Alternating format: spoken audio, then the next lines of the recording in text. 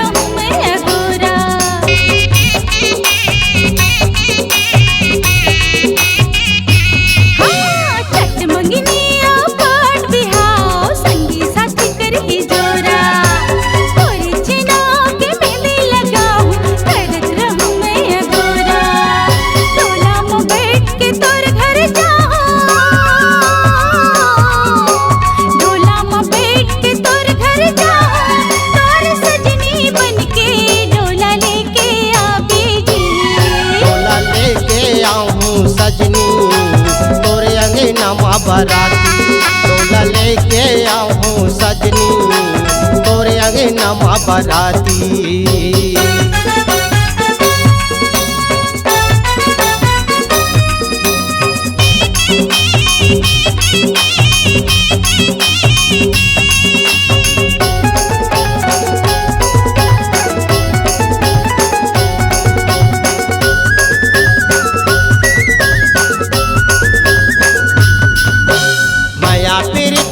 बंधना खातिर बनबो जीवन साथी काबू संगी छूटे नहीं हमारे तोर गाटी।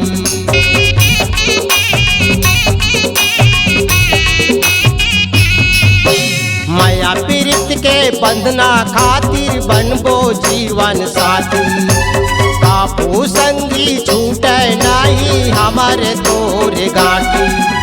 गौना करा के संगे मलाहूँ हो गौना करा के संगे मलाहूँ दुल्हा राजा बन के डोला लेके आऊँ जी।